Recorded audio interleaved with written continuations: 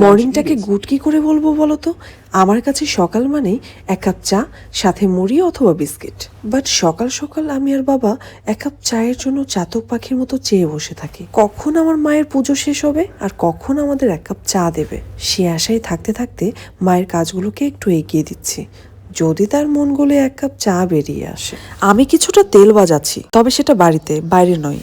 শেষ পর্যন্ত আমরা বসলাম মুড়ি চিবোতে। এক কাপ চায়ের আশায় সকাল থেকে কি না নাটক করে যাচ্ছি, তাই না পেরে তোমাদেরকে নিয়ে চলে গেলাম আমার রান্নাঘরে। আমার বাপু ওই কফি টফি একেবারেই সহ্য হয় না। লাল টকটকে ফুটন্ত চায়ের মধ্যে যখন এক কাপ দুধ ঢেলে দেওয়া হয়, তখন মনে হয় একটা চায়ের জন্য আমি যুদ্ধ করতেও রাজি। কিছু তো একটা গল্প আছে আমাদের এই চায়ে। কফি খোরেরা এসবের মানে বুঝবে না। ধোয়া ওঠা চায়ে চুমুক দিতে দিতে আমরা ড্রয়িং রুমে রাজ্যের গল্প নিয়ে বসি। পারলে কোনোদিনও আমার পছন্দের ইলিশ মাছকে পছন্দের চায়ের মধ্যে ডুবিয়ে ইলিশ চা বানিয়েও খেয়ে ফেলতে পারি। অনির্দিষ্টকালের জন্য বন্ধ হয়ে যাওয়া নাক থেকে ক্যানকে নিয়ে ন্যাকা ষষ্ঠীর মতো কথাগুলোকে নিজের কাছেই সহ্য হচ্ছে না। হলুদ আলো আমার ভীষণ প্রিয়, ঝাঁ চকচকে সাদা আলো আমার অস্বস্তি হয়। সবার পেটে তো ঘি সহ্য হয় না, তাই মাঝে মাঝে রাবীন্দ্রিক বিষয়গুলোকে আমার একটু সাইডে রাখতে হয়। কখনো কখনো এমনও শুনতে হয় যে, সঞ্চিতা একটা গোবিন্দসঙ্গীত শুনিয়ে দাও তো। রবীন্দ্রসঙ্গীত যদি গোবিন্দসঙ্গীত হয়ে থাকে, তোরা গিয়ে হিরো আলমের গানে মুখ গুজে থাক ভাই। আমি মনে প্রাণে বিশ্বাস করি যে রাধে সে চুলও বাঁধে, কিন্তু ছোট থেকে একটা প্রশ্ন মনে জাগে, রান্নাকে চুল বাঁধা আর চুল বাঁধাকে রান্নার সাথে একত্রে মিলিয়ে শুধু রাধা আর বাধাই মিল খুঁজে পাই। এই আমার এক বদভ্যাস। ডিম ফাটানোতেও আমি একটু আর্ট খুঁজে বের করছিলাম। এত ছলা কলা যে বাঙালি কালচারে আছে, একটা ছলা অথবা কলা আমার ভেতরে থাকতো, তাহলে ছোলার ঘুগনি অথবা কলার শরবত করে খেয়ে নিতে পারতাম। কারো জীবনের ঘন্টা না বাজাতে পারলেও আমার বাড়িতে থাকা এই ঘন্টাটাকে দিনে 2-3 বার আমি ঠিকই বাজিয়ে নিই। ছোট থেকে পিতলের শোপিসের জন্য আমার একটা পাগলামি কাজ করে। কেউ আমাকে কিছু দিতে চাইলে বলি, এক টুকরো পিতল দিয়ে দিস ভাই, তাতেই আমি খুশি। আমার কালেকশনের একটা ওয়েলকাম ম্যাটকে মানুষ পাপোশ ভেবে যখন পা মুছে ফেলে, তখন আমার বলতে ইচ্ছা হয়, তোদের পা গলানোর অভ্যেসটা খুব খারাপ। চিংড়ি যে জলের পোকা, এই কথাটা একদিন মাকে আমি কিছুতেই বিশ্বাস করাতে পারিনি। টাকা দিয়ে কিনে আনা চিংড়ি মাছকে কিছুতেই জলের পোকা মানতে নারাজ। রান্না টেস্ট হওয়ার গোপন রহস্য, রান্নার আগে চিংড়ির গোপ ধরে এভাবে ঝোলাতে থাকো। বলেছিলাম চলো আজকে আমরা রেস্টুরেন্টে গিয়ে লাঞ্চ করি। মায়ের রিপ্লাই শুনে মনে পড়লো ছোটবেলার কথা। ছোটবেলায় আইসক্রিম খাওয়ার জন্য বায়না ধরলে মা ঠাকুমারা বলতো, এই আইসক্রিম ড্রেনের জল দিয়ে বানানো হয়েছে। ভিডিওটা পুটুস করছে বলে তার ডিমান্ডে তাকে একটা শটে রাখলাম। অতিভক্তি চোরের লক্ষণ।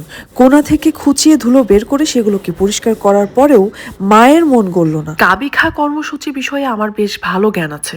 ছোট থেকে মাকে পটানোর জন্য এসব আমি অনেক করেছি। আমি বোধহয় আগের জন্মে মৌমাছি ছিলাম, আর তাই তো এই জন্মে ফুল আর লতা পাতার প্রতি প্রচুর টান। আমার ঘরে হলুদ লাইট লাগানোর মতো অনেকের কাছে এইসবের কোনো মূল্য নেই। স্টেডিয়ামের মতো সাদা আলোয় আর যাই হোক ক্রিয়েটিভ কাজ হয় না। ঝকঝকে সাদা আলোয় মাথার ভেতরে থাকা গোবরগুলোকে একদম পরিষ্কার দেখা যায়। আজকাল বুদ্ধি খাটাতে বুদ্ধি দরকার হয়, যা আমার কাছে বেশি আছে বলে মাঝে মাঝে বিক্রি করি। ঘর সাজিয়ে কখনো আমি শান্তি পাই না। মনে হয় এটা নিয়ে ওখানে রাখি, ওটা নিয়ে সেখানে রাখি, সেখানে গিয়ে আবার অন্যটাকে উল্টে পাল্টে রাখি, এটাই চলতে থাকে। মাঝে মাঝে এইসব শখের জন্য মা আমার কিমা করে ছেড়ে দেয়।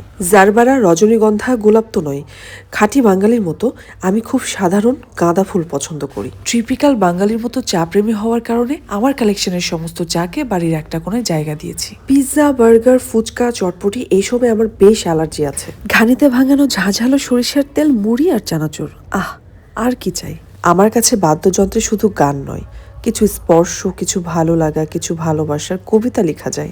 ভালোবাসার মতো গানেও কোনো মন্ত্র লাগে না, লাগে শুধু বাজানোর কৌশল। তাই বলে তোমরা ভালোবাসাকে ভুলভাল ভাবে বাজাতে যেও না, তাহলে তোমাদের জীবনে 12টা বেজে যাবে। রুলস আর রেগুলেশন মেনটেন করে যারা ঘর সাজায়, তাদের ঘরকে লিটারেলি একটা কর্পোরেট অফিস বলে মনে হয় আমার। ইলিশ ভীষণ পছন্দ করি বলে দিদা ঠাকুমাদের মুখ থেকে বহুবার আমাকে এই কথাটা শুনতে হয় যে, তোকে ইলিশওয়ালার সাথে বিয়ে দিয়ে দিব।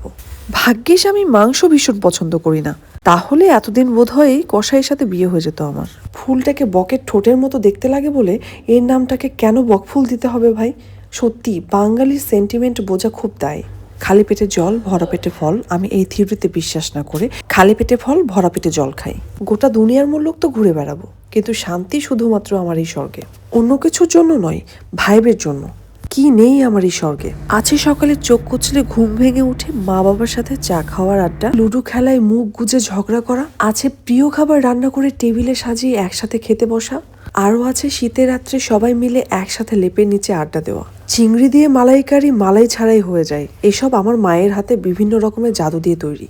সাথে ইলিশ মাছের মাথা দিয়ে রয়েছে পালং শাক। মাঝে মাঝে বাপু আমি কনফিউজড হয়ে যাই মায়ের রান্না খেয়ে, কোনটা আগে খাবো কোনটা পরে খাবো বুঝতে পারি না। কখনো কখনো খাবার শেষে গিয়ে মনে হয় যে প্রথমে যে খাবারটা খেয়েছিলাম সেটাই বুঝি পরে খেলে ভালো হতো। চুরি করে খিচুড়ি খাওয়ার একটা মজা আছে বেশ, তবে আমি চোর নই তাই আমার বড় গলাও নেই।